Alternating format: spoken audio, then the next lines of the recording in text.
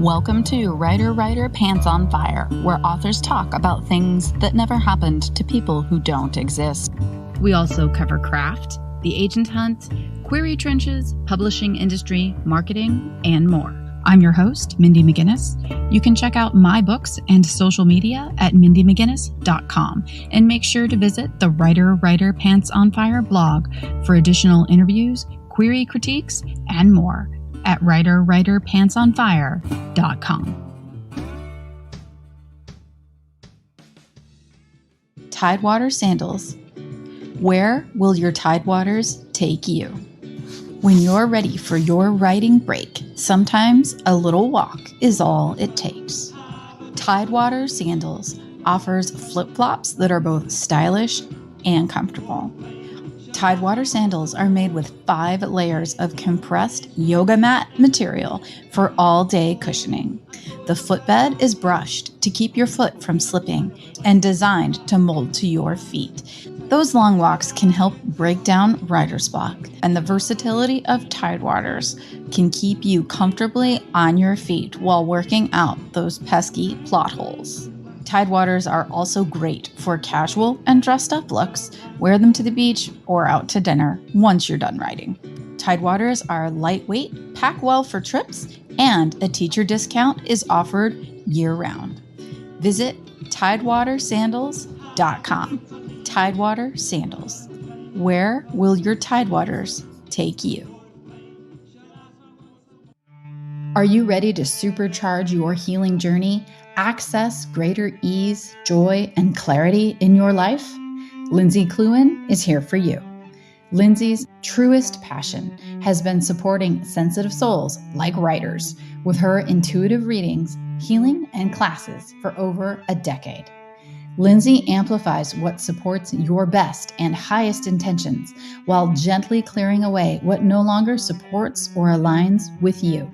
Each session is unique and is catered to your soul's path, as well as your unique questions, curiosities, needs, and dreams. Her clients have experienced profound healing and evolution on all layers of their experience, physically, mentally, emotionally, and spiritually. This often translates into huge leaps in their lives, from their sense of self to their relationships and careers. Her website includes testimonials like this one. I feel like parts of me and my past have been healed. I am more clear-headed, lighter, and connected. Learn more, book your session, or register for her classes at www.lindseyKluin.com. That's LindseyKluin.com. We're here with Dr. Tara Green, who has degrees in English from Louisiana State University and Dillard University. She has 25 years of teaching experience. She is currently a professor of African American Studies at the University of Houston. 2 books came out recently: Love, Activism, and the Respectable Life of Alice Dunbar-Nelson, as well as See Me Naked, Black Women Defining Pleasure during the Interwar era. So I'd like to first talk about your book about Alice Dunbar-Nelson. Most people probably aren't even aware of who she is. And if they are, it is probably in relation to her ex-husband, who is the poet Paul Laurence Dunbar. I'm from Ohio, and so Laurence Dunbar is someone that we talk about a lot here, and usually in a highly positive light. So if you'd like to just talk a little bit about the book Love, Activism, and the Respectable Life of Alice Dunbar-Nelson, which is available from Bloomsbury. Thank you for allowing me to be on the show today. I grew up in the New Orleans area, and I did not know about Alice Dunbar-Nelson. I was not aware of her work until I was a student at Dillard University.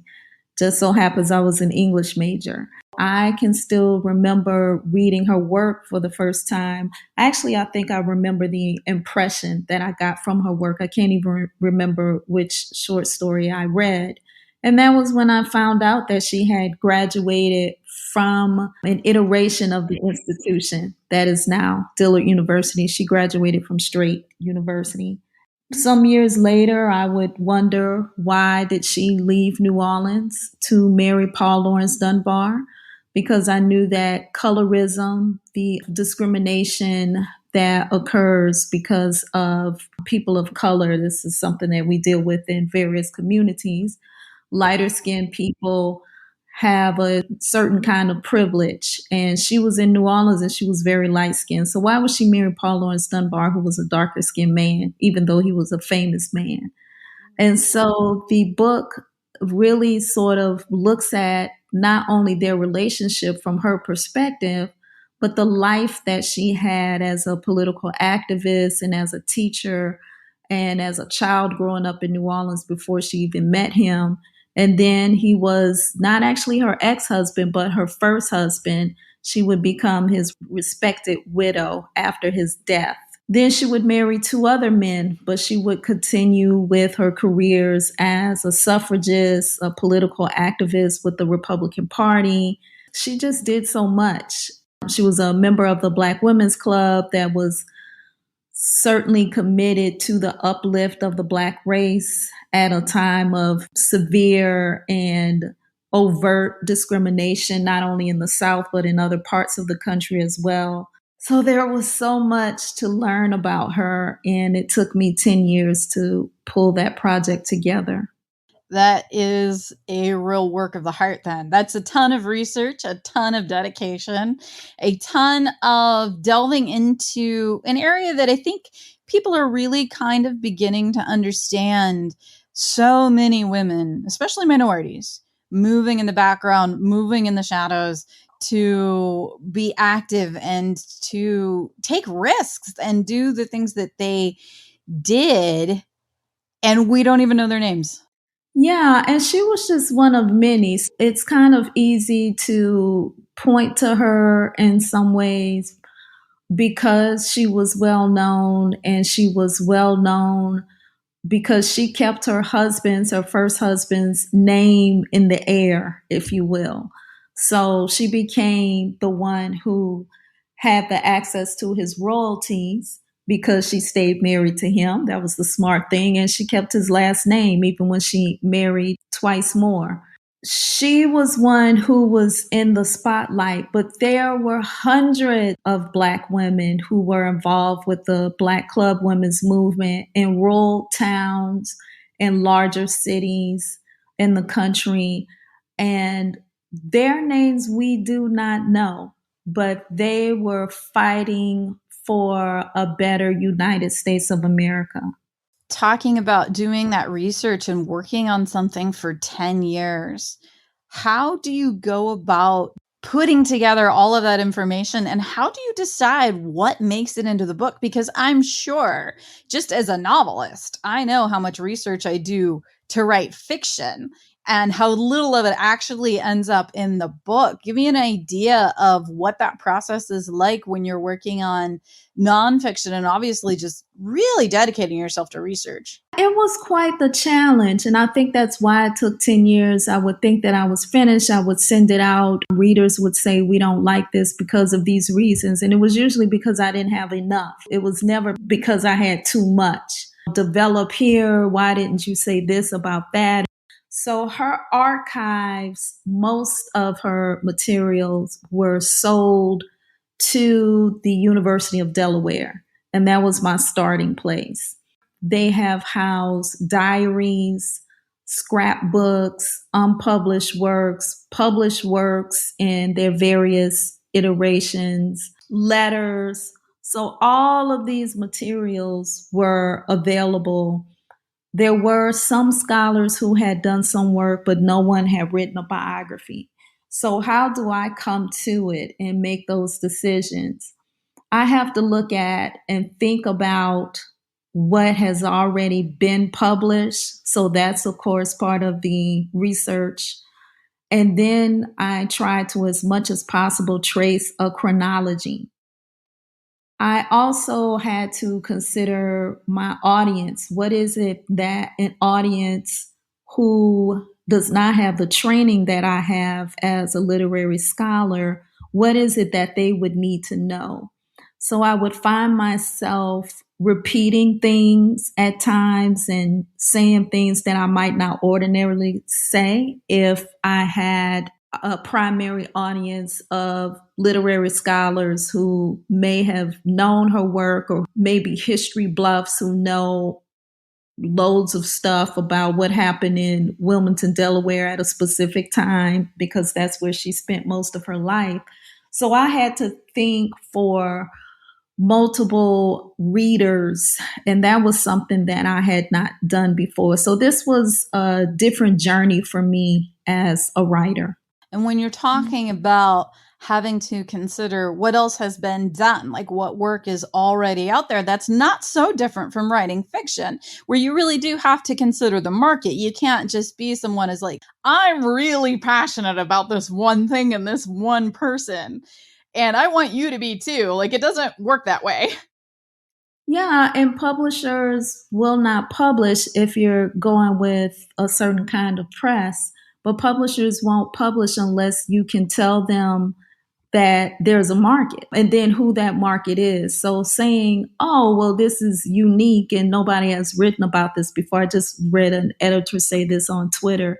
That's ridiculous. If this is so unique and no one has written about it before, there may be a reason for that. The marketing becomes really important. I really had to think not so much as a person with this PhD in English. I had to use that to do the research, because I've been doing archival work since I was in graduate school. So I knew how to do that research, but writing that research in such a way that it could be an interesting story and to introduce to readers all of this work that people generally just don't know anything about, because either it hadn't been published, or, as you said, they just don't know Alice Dunbar-Nelson. They know Paul Laurence, but they don't know her. So how do I talk about her work and talk about it in such a way that it shows who she was as a person, who she was as a political activist, and who she was as a Black woman living at a specific time? So many corners and so many pieces of the puzzle that create a whole human being. And yet also you said you had her archives. So you're working with not only a person who is highly present in the public arena, but you're also attempting to construct part of a personal life as well, to bring about that whole picture, to bring about all of those elements together to create a whole person. And I think that can be extremely difficult when you're dealing with a historical figure that you also admire and uphold. Yeah, and because I've done that before to write shorter biographies, I did that. I wrote about Black men and their relationships with their fathers in a previous text. I knew that I could not get emotionally attached to her. That was really important. Try to see what she saw through her perspective and to tell that story, but to remember that I'm a biographer and that I'm not Alice Dunbar-Nelson. Mm-hmm. And so that was extremely important to me, because I've had a situation where I got too close to the subject and found myself crying and hoping that this was actually with Malcolm X, and hoping that he wouldn't get killed at the end of his biography, which is ridiculous, right? Because the man was murdered in 1965. But I got so attached to him. I don't usually talk about that. It may even be obvious in my work.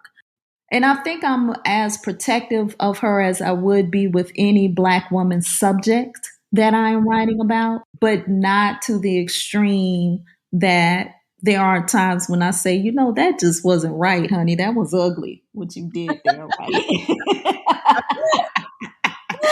So there are times when I just try to be objective and say, this is what happened. She has affairs and she's married, and people have taken me to task. Well, that's what happened. She's a bisexual woman. I talk to Christian women who have questions about that. That's not my issue. Mm-hmm. My mission is to present the facts in the story. This is who she was. Yeah, absolutely. You're a biographer and you are bringing the truth to the page. And a whole life, a whole person is never going to always be pretty. That's just the way it is. Doesn't matter who you're looking at, I don't think. Mhm. Yeah, That's and really that's what makes us interesting. absolutely. I agree. I mean, God forbid, I don't want anybody to ever write my biography. Jesus, no.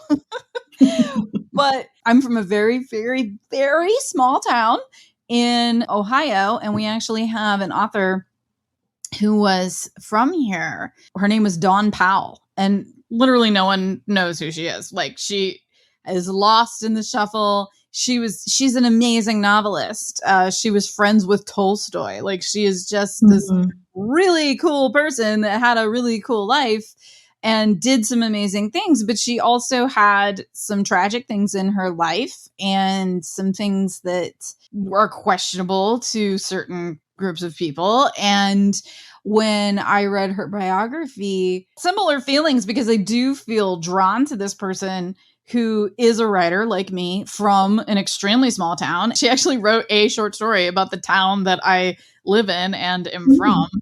I have a great affinity with her. And I can be emotional about her, but nobody is canonized here. We're all just people. ShePodcasts Live will be taking place in Washington, D.C. from October 11th through 14th at the MGM National Harbor. This event is the world's largest gathering of women podcasters and is perfect for audio content creators, storytellers, and more. Attendees can expect to learn from female identifying only podcast editors, social media marketers, authors, podcast hosts, and more during this 4-day event. ShePodcasts Live is committed to bringing a diverse and inclusive lineup of speakers, with the team working hard in order to make sure those chosen are 50% women of color, LGBTQIA+, or both. They also highlight industry experts as well as leaders, so attendees can get an inside look at what it's like being one on top. ShePodcasts Live is a great opportunity for all levels of podcasters. Register now and join us in DC this October at shepodcastslive.com. And use the code WWPF to get $50 off your ticket.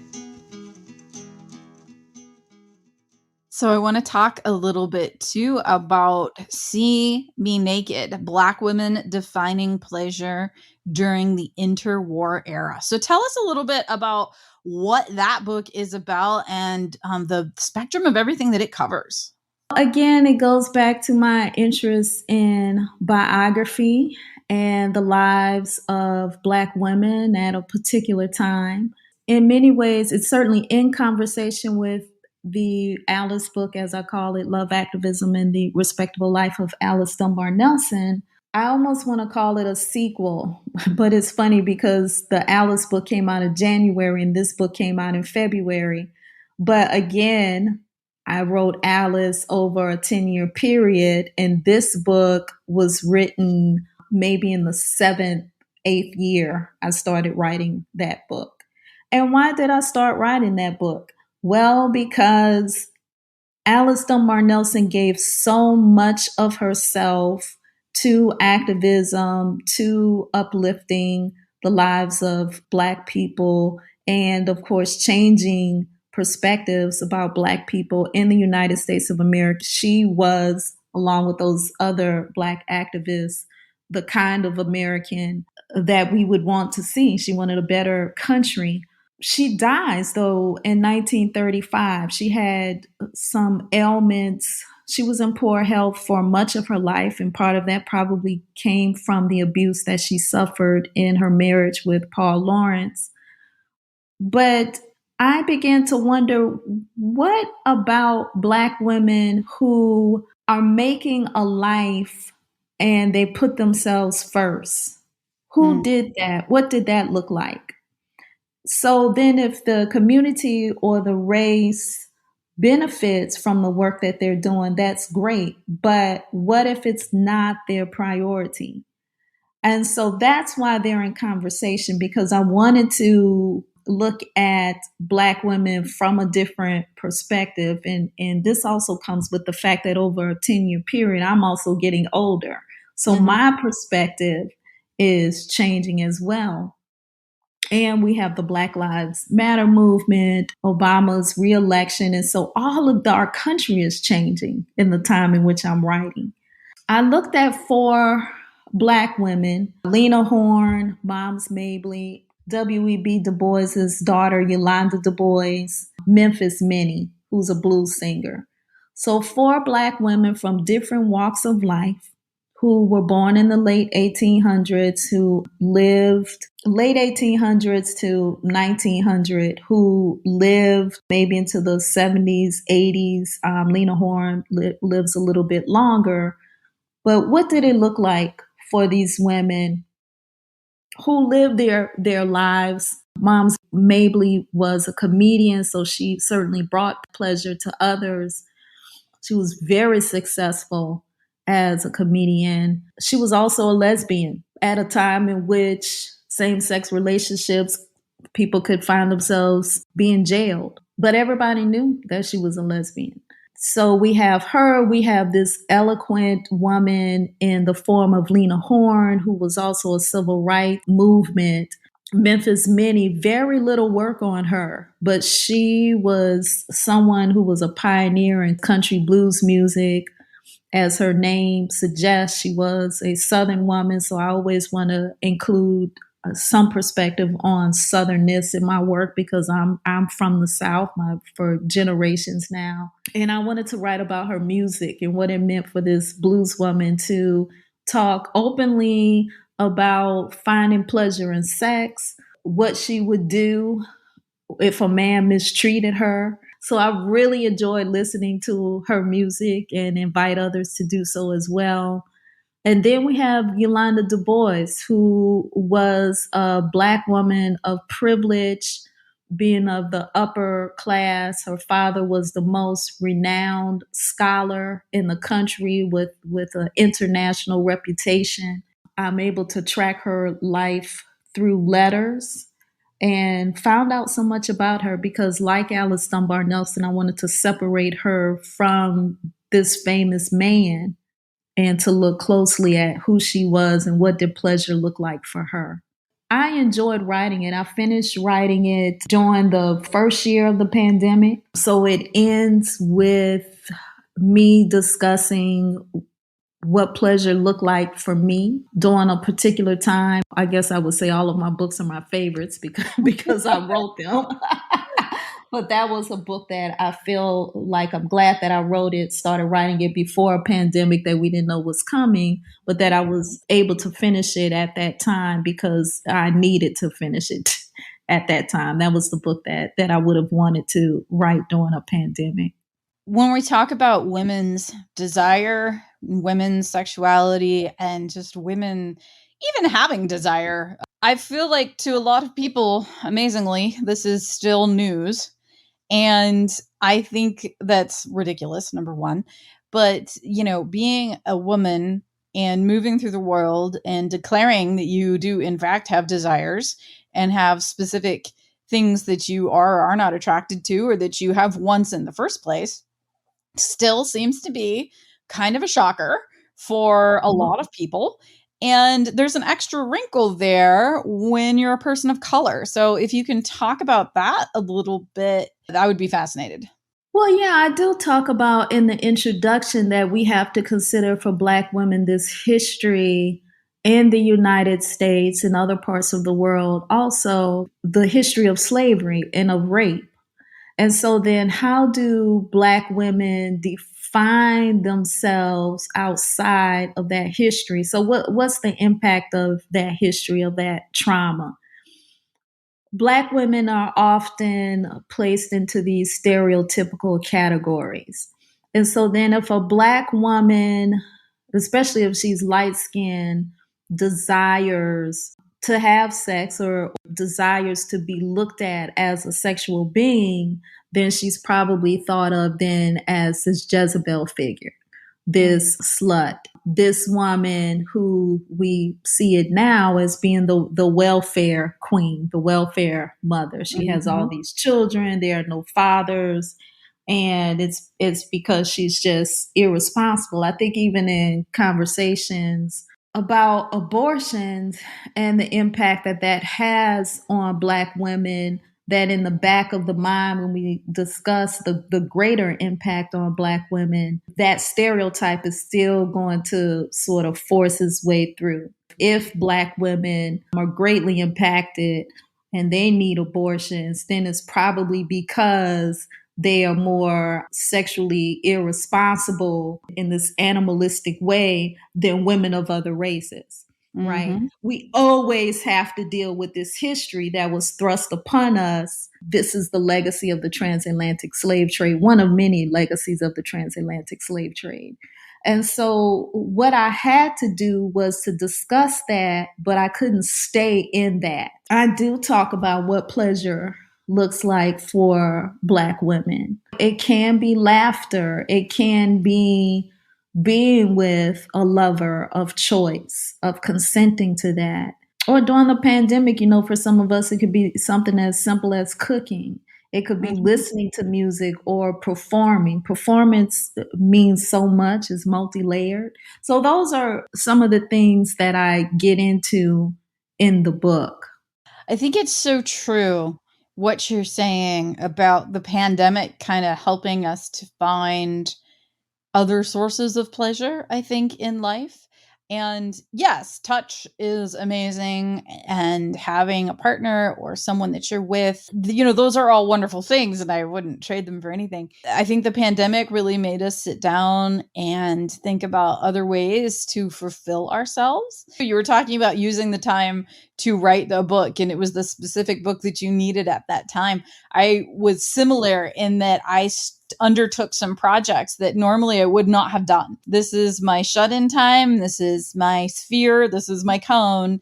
And now is the time for me to do the introspective work and work on myself too, in a lot of ways. Those are times where I think that we were asked to redefine ourselves. So some people gained weight, for example, during the pandemic, and I decided that that was going to be the time where I was going to lose weight. And I began to do a lot of walking. And I had moved into this neighborhood a year before, and I was the person of color in the neighborhood. Mm. And this was also the time in which Ahmaud Arbery is shot jogging through a neighborhood in Georgia. Yeah. So when I talk about walking isn't just a pleasurable experience. It's also an experience where I have to navigate how I understand that the world sees me. Yeah.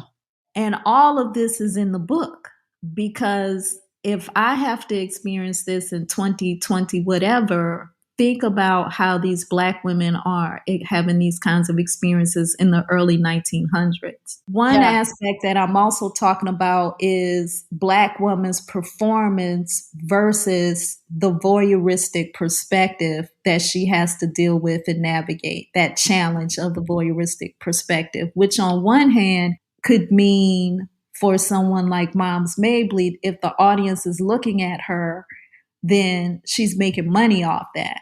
If she's not on the stage, what happens when she's walking around? Lena Horne has this wonderful line in her biography where she says there were times where she just hated white men looking at her when she performed. Now, her second husband was a white man. So we look at the multi-layers of complexity, what it means to be a Black person in America, how some things change, but some things are just the same as they always were. We all just have to listen to each other, because you took the opportunity of the pandemic to walk and to exercise, and you lost weight. I did too. I started running during the pandemic, which I'd never done before. But my story as a white woman is completely different from yours. And the story of a man who says, I'm going to start jogging during the pandemic, of a white man that makes this decision, is completely different from the story of any woman. And a Black man's story is completely different from the white man's. Like, it's just, I know that's all simplistic. I know I am not making any large discoveries here. It's just something that I am constantly reminding myself, because you started to talk about, I started running and I wanted to be like, oh my gosh, me too. And then I'm like, oh yeah, but it was a completely different experience on your end, I'm sure. Mm-hmm. Yeah, it's the kinds of things that we have to think about before leaving. Of course, never leaving the house without a license. Putting on a t-shirt of the university where I work, and not wearing other kinds of t-shirts that may present in certain ways. But certainly I never would walk around that neighborhood without having the university t-shirt on in the biggest letters that I could. And these large letters. I would make sure that I had that t-shirt on, because it showed that I belonged to something that people respected. Yeah. Wow, that is so fucked up. Like, I know that you know that, but shit. Last thing, why don't you let listeners know where they can find you online and where they can find any of your books, but most especially Love, Activism, and the Respectable Life of Alice Dunbar-Nelson, which is available from Bloomsbury, as well as See Me Naked, Black Women Defining Pleasure During the Interwar Era. Well, there are links to my work and more information about me at www.drtaratgreen.com. Those books are available by the publisher. See Me Naked is available through Rutgers University Press. As you've mentioned, Bloomsbury has the Alice Dunbar-Nelson book. They are available through online bookstores, but I always encourage people to purchase their books from independent bookstores, local independent bookstores. But you can also, if there's not a Black-owned bookstore in your area, and that may be the case, then go online, because there are many Black-owned bookstores, such as Community Bookstore in New Orleans, which you can order from online. And I'm just saying New Orleans because I'm from there, and I've done a book signing there, so I know that they'll take care of you.